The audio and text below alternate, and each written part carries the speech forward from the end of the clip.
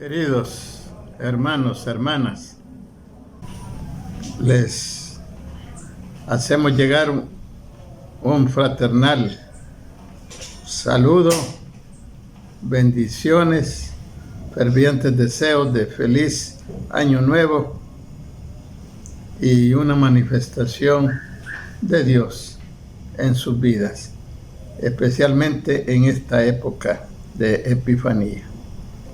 La obispa reverenda Avelina va a leer el texto con el cual voy a reflexionar enviándoles un mensaje, palabra de Dios.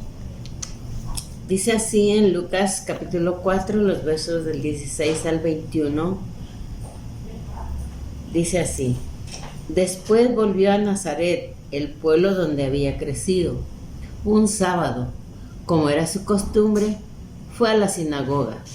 Cuando se levantó a leer, le dieron el libro del profeta Isaías. Jesús lo abrió y leyó: El Espíritu de Dios está sobre mí, porque me eligió y me envió para dar buenas noticias a los pobres, para anunciar libertad a los prisioneros, para devolverles la vista a los ciegos, para rescatar a los que son maltratados y para anunciar a todos que este es el tiempo que Dios eligió para darnos salvación. Jesús cerró el libro, lo devolvió al encargado y se sentó. Todos los que estaban en la sinagoga se quedaron mirándolo.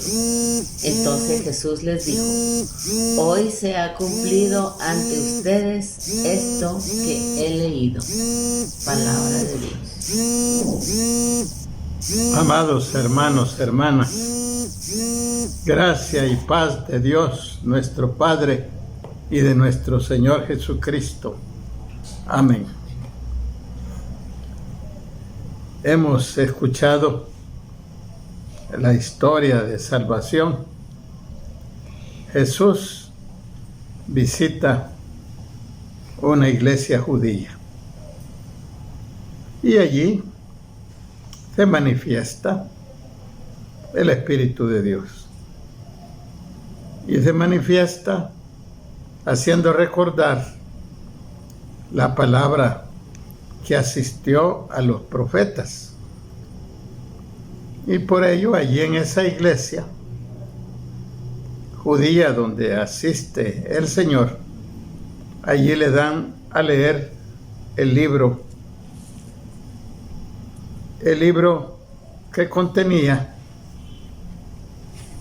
el proyecto de Jesús. Y quiero decirles que este proyecto es el que debe desarrollar toda iglesia, la iglesia en el mundo, y la debemos desarrollar por los siglos de los siglos. No hay cambio, solo tenemos que hablarle a cada lugar, en cada momento histórico, y debe de responderse a la realidad nacional. Por lo tanto, los profetas, debemos de recordar que los profetas hicieron análisis de la realidad nacional donde ellos vivían, y de allí sacaron el mensaje de la palabra de Dios. Lo sacaron de lo que podían observar, de lo que podían ver, de lo que sucedía, de lo que pasaba, de cómo actuaban los gobernantes, cómo actuaba el pueblo, cómo vivían toda la gente. Allí surgió el mensaje profético. El mensaje profético consiste en hacer análisis. La iglesia debe de ser análisis. Y para hacer análisis se necesita estudiar, se necesita leer, se necesita aprender de lo que pasa en el mundo, de toda la historia, de la realidad del mundo, de lo que pasa en el lugar donde vivimos, del pueblo donde estamos, de la nación a la cual pertenecemos, para que podamos nosotros tener mensaje de la palabra de Dios encarnada en la realidad. De otra manera vamos a estar hablando mensajes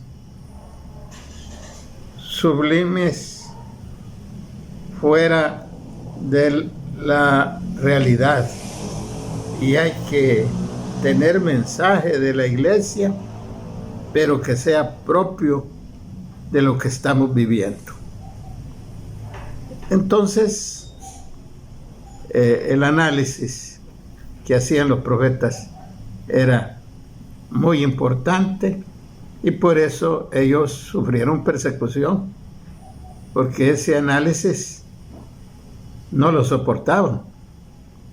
No lo soportaban los poderosos, el poder del dinero, el poder político.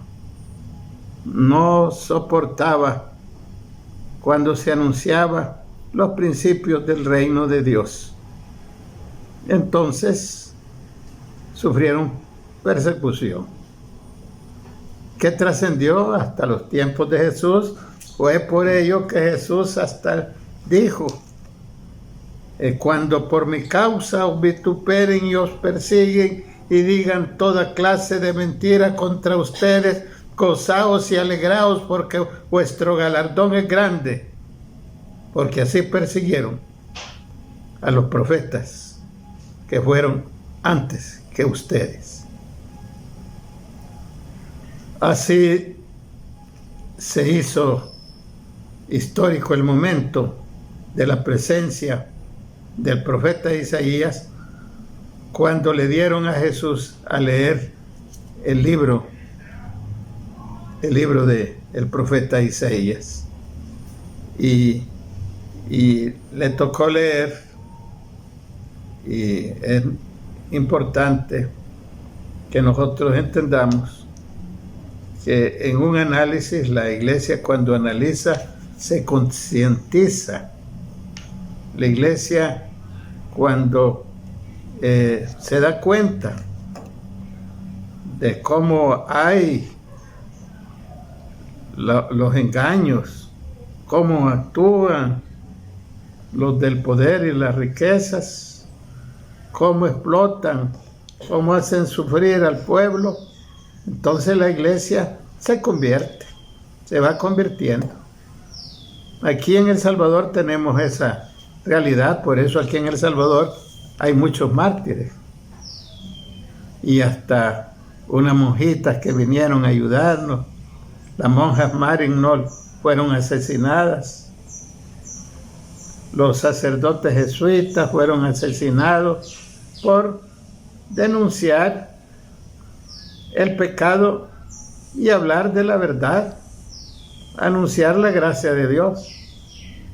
El ahora llamado San Romero, Monseñor Romero, amigo personal, y fue pastor mío cuando yo fui niño. Él era sacerdote en San Miguel.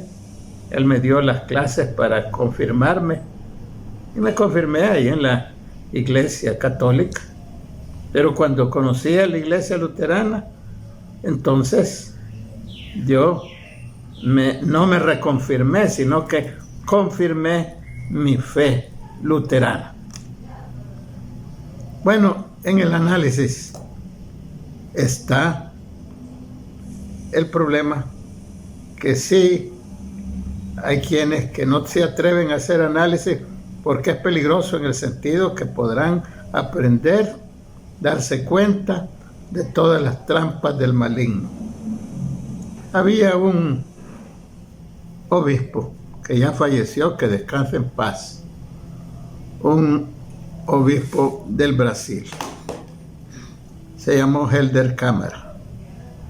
Él dijo: cuando doy de comer a los pobres, me dicen que soy bueno, pero cuando pregunto, hago análisis y digo: ¿por qué sufren? ¿Por qué tienen hambre? Entonces me llaman subversivo. Así pasa con la iglesia. Cuando la iglesia se arriesga, cuando la iglesia se atreve. Pero deben de haber cristianos que su compromiso no sea con nadie más que con Dios, y señale y le haga bien a los que hacen malos planes, les haga bien, porque por eso somos luz y sal del mundo. Iluminamos para que no se sigan cometiendo pecados, no se sigan cometiendo tantos errores que maltratan a la humanidad. Al tomar Jesús el libro del profeta, allí él anunció lo que les digo, mis hermanos, hermanas, es el proyecto de Dios, es el trabajo pastoral que debemos hacer todas las iglesias en el mundo, en cada nación, lo que aquí hacemos en El Salvador, pero claro, aplicado a esta realidad nacional, a nuestra historia, a todo lo que hemos vivido, y allí a ustedes en Estados Unidos, a su realidad nacional. Eso aplicado y a la historia y al momento que se está viviendo, y así en cualquier parte del mundo. Allí a leer este proyecto que permanecerá por los siglos de los siglos, nos dice que se anuncia la libertad a los prisioneros del pecado. El ser humano, todos somos pecadores. No hay nadie que pueda decir que no es pecador, pecadora. Somos pecadores, pecadores. Es una identidad nuestra. Por eso Dios nos libra de todo tipo de pecado que podemos cometer. Por eso Él nos anuncia libertad a los prisioneros del pecado. Anuncia libertad a los oprimidos, a los que son oprimidos por tantos males. Qué maravilloso es sentir la presencia de Dios en la vida y sentirse libre de todo mal. Solo con la buena noticia de que hemos sido recuperados ahora de la enfermedad, de la pandemia, si fuimos contagiados del COVID y nos dan la buena noticia, qué rico es recibir la buena noticia de que aquello que nos oprimía ha desaparecido. Se da la vista a los ciegos, a quienes que no pueden ver, o hay quienes que están acostumbrados solo a ver por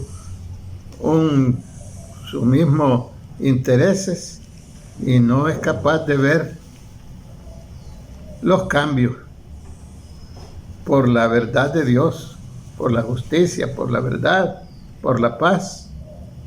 Entonces, en la transformación, en una verdadera conversión, los ciegos reciben la vista. También se nos habla de un rescate a los maltratados. Hay muchos maltratados en el mundo y debe de llegar nuestra compasión, la misericordia, la compasión pastoral, la atención. Los migrantes son maltratados.